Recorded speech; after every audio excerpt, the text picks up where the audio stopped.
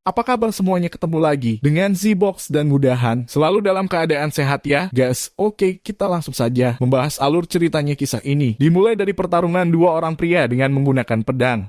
Sementara itu sejumlah pasukan berusaha menuju ke area pertempuran mereka. Cukup lama mereka bertarung sampai akhirnya keduanya mampu menusukkan pedangnya ke tubuh masing-masing lawan. Disadari oleh pemimpin pasukan kedatangannya mungkin sudah terlambat. 15 tahun kemudian, dua lelaki bertopeng memasuki sebuah ruangan penyimpanan barang berharga. Mereka masuk ke situ dengan cara membobol dan mematikan alarm. Jelas tujuan mereka tidak baik. Sampai ruangan itu mereka hanya mencari benda berupa koin. Kemudian datang seorang pria bertubuh besar yang ternyata adalah temannya juga. Pria besar ini tertarik pada sebuah benda yang berbentuk telur berwarna hijau dan dengan sengaja ia menjatuhkannya.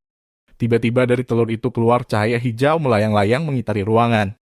Lalu cahaya itu seperti masuk menembus tubuh laki-laki bertopeng satunya dan mengakibatkan kematian. Sementara ketika masuk ke tubuh laki-laki besar itu tak sampai menyebabkan kematian. Sementara di sebuah toko mainan terlihat kesibukan di dalamnya. Seorang pemuda bernama Nolan sedang melayani pembelinya dengan sangat ramah sambil menceritakan sebuah kisah tentang helm ajaib. Teman wanita yang bekerja di toko itu sangat akrab dengan Nolan. Gadis itu bernama Gaby. Dan satu lagi temannya yang bernama Louis sangat terobsesi akan cerita Nolan. Datanglah orang tua di tempat pencurian barang berharga bernama Corbin. Ia ditemani anaknya yang bernama Vicar sedang menyelidiki kasus tersebut. Corbin mengatakan inilah saatnya memakaikan helm kuno yang di depannya kepada seseorang. Kembali ke toko mainan, seorang wanita berpakaian rapi bernama Kate menanyakan pada Gaby tentang game terbaru. Gaby mencoba membantu Kate, namun Kate menginginkan Nolan yang menjelaskannya. Karena dilihatnya Nolan sibuk, Kate mengatakan akan kembali sebelum toko tutup. Di sebuah bar, dua pencuri koin itu menemui bosnya. Yang bertubuh besar bernama Blade, sedang satunya bernama Pavlov. Pavlov melemparkan tas pesanan bosnya. Ternyata koin yang diambil tak sesuai dengan yang diinginkan. Tapi Pavlov berusaha membela diri. Karena untuk mengambil benda itu telah menewaskan seorang temannya dan kini temannya yang satu lagi matanya berwarna hijau seperti orangnya sedang kerasukan hantu.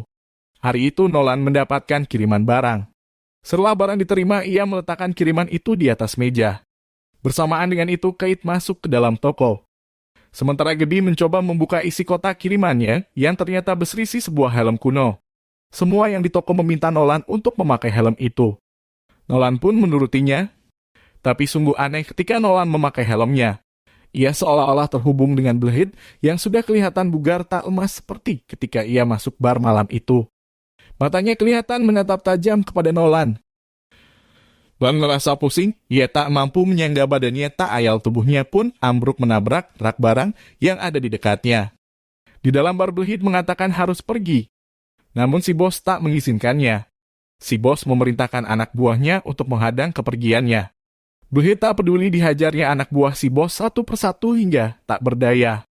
Melihat anak buahnya tak sanggup melawan Blade, si bos mengeluarkan pistol dan mengarahkannya pada Blade. Ternyata tembakan si bos tak mempan buat Blade, kembali ia menghajar semua orang yang ada di situ. Nolan dilarikan ke rumah sakit. Belum sempat dibawa ke sana, Nolan sudah siuman dan mengatakan bahwa ia baik-baik saja. Blade juga sudah sampai di rumah sakit itu. Ia dihadang pasukan Vicar. Blade mampu mengatasi pasukan Vicar dan tersisa berhadapan dengan Vicar sendiri. Kate muncul dari dalam toko dan memberikan helm untuk dipakai Nolan. Semula Nolan menolaknya, tapi melihat Vicar babak belur dihajar Blade, ia pun lantas memakai helmnya. Blade seperti ketakutan melihat Nolan memakai helm. Ia belum siap menghadapi Nolan yang dalam pandangannya berpakaian lengkap dengan senjatanya. Blade bergegas meninggalkan tempat itu. Kembali Nolan ambruk dan pingsan. Nolan baru tersadar sudah ada di tempat Corbin yang merupakan markas Alpoa. Corbin mencoba menjelaskan semua kekacauan ini. Ia meyakinkan Nolan bahwa kisah 4 bangsawan yang memerangi 12 utusan iblis itu adalah benar adanya. Masih menurut perkataan Corbin, Nolan adalah keturunan bangsawan asli yang berasal dari Yurik Gildemur. Nolan dan Gaby tak langsung percaya akan semua cerita Corbin. Blade kembali dan tiba di bar, ia melihat Pavlov dan si bos mencoba melarikan diri. Di markas Alpha, Corbin menjelaskan antara helm, cerita bangsawan, dan orang yang mencarinya itu terhubung dengannya khususnya berkaitan dengan masa lalu ayahnya. Mulai sekarang Corbin meminta Nolan mencoba menjalani takdirnya. Si bos dengan ponselnya berusaha meminta bantuan untuk membebaskannya. Di markas Alpha, Nolan dan Gabi baru tahu kalau mereka diawasi melalui CCTV. Corbin meminta Nolan dan Gabi menginap di tempat itu selama batas waktu yang ditentukan. Seorang pelayan rumah mengantar Nolan dan Gabi ke kamarnya sambil memberitahukan ruang yang berada di sekitar kamar itu. Gabi menelpon Louis dan menceritakan semuanya. Ternyata Louis percaya karena sejak awal ia sudah terobsesi akan cerita Nolan. Saat itu juga Gabi dan Nolan harus menentukan siapa yang harus tidur di kasur. Ternyata Gabi lebih memilih tidur di sofa karena ia menyadari tuan rumah dalam hal ini sangat menginginkan keberadaan Nolan sedang ia hanya menemani Nolan. Keesokan harinya Gabi dibangunkan Kate dan meminta Gabi untuk mandi. Setelah selesai Gabi kemudian menemui Kate. Kate membuka laptopnya, dari layar laptop itu nampak Nolan dipakaikan baju tempur zaman dulu. Hari itu ternyata Nolan dilatih Vickar menggunakan pedang. Sementara Corbin mengajarkan penggunaan baju dan helm yang dikenakan Nolan. Akhirnya Nolan mampu mengendalikan helm dan baju tempurnya. Nolan harus berlatih rutin untuk meningkatkan kekuatan dan kecepatan seiring terbiasanya ia memakai helm dan bajunya. Seperti sebelumnya ketika helm itu dipakai, ia langsung terhubung dengan Draxmer yang merasuki tubuh Blade. Kini Blade tahu Nolan sudah tergabung dalam sebuah tim. Anak buah si bos datang ke bar dengan membawa persenjataan berat, tapi hasilnya tetap sama. Blade tak mempan semua tembakan yang mengarah kepadanya. Justru Blade menghabisi semua anak buah si bos. Akhirnya Blade pun menembak si bos. Pavlov dibiarkan hidup untuk memandunya jika memerlukan sesuatu di kehidupan era modern saat ini. Sesi latihan itu akhirnya selesai. Meski kalah dari Vickar, setidaknya Nolan mulai terbiasa dan semakin nyaman dengan helm serta baju tempurnya.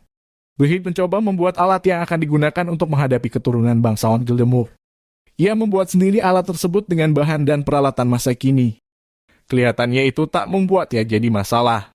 Akhirnya pekerjaannya pun selesai. Blade berusaha menghidupkan mayat orang-orang yang dibunuhnya. Satu persatu mereka bangkit dan kini menjadi pasukan yang menunggu perintahnya. Markas Alpha semakin khawatir dengan perkembangan Blade. Pelatihan Nolan harus disegerakan dan lebih ditingkatkan.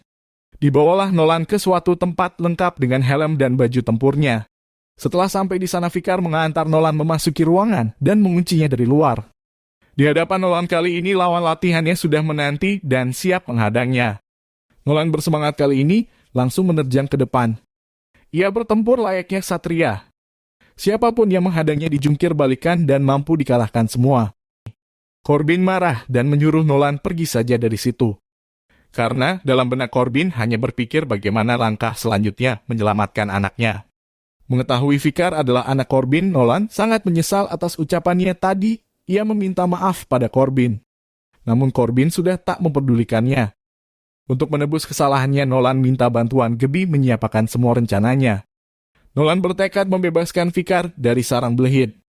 Dibantu Gabi, akhirnya Nolan menemukan mobil untuk menuju ke sana. Dari CCTV, Corbin sadar Nolan kini sudah mulai mengerti dan menjalani takdirnya. Nolan memacu mobilnya dengan kencang dan sampailah ia di tempat Blade. Di depan halaman, Nolan disambut pasukan Alpha yang berusaha mencegahnya agar tak bertindak sendiri. Nolan tak membubrisnya dan menghindari serangan mereka. Perlahan Nolan masuk ke tempat itu. Ia bertemu Louis, tapi sepertinya Louis tak mengenalinya lagi. Nolan berusaha meyakinkan Louis dengan melepaskan helmnya. Tapi justru Louis mengambil helm itu dan membiarkan pasukan Blade menyerangnya. Terjadilah pertempuran sengit. Nolan kini seperti ksatria, ia bertempur layaknya ksatria yang berperang di medan laga. Musuh-musuhnya semua dibuat tak berdaya. Nolan kembali mengambil helmnya dari tangan Pavlov. Kemudian ia membebaskan Vickar. Saat itu Corbin sudah datang dan muncul di hadapan Nolan. Blade yang sendirian melawan dikeroyok oleh para ksatria. Blade tak mudah dikalahkan, ia tak mau menyerah dan melawan mereka. Namun kesempatan itu datang pada Nolan. Sambil menangkis, Nolan berhasil menusuk jantung Blade. Keluarlah cahaya hijau yang langsung terserap ke dalam baju Nolan. Akhirnya Draxmer itu pun masuk terpenjara kembali di dalam benda berbentuk telur. Di markas Alpha tibalah pengukuhan untuk Nolan. Dipimpin langsung oleh Corbin, kini Nolan layak menyandang gelar ksatria bangsawan dengan gelar Tuan Nolan Parmor. Selesai guys, jumpa lagi di lain kesempatan. Jangan lupa subscribe, share, like, dan komennya. Bye-bye.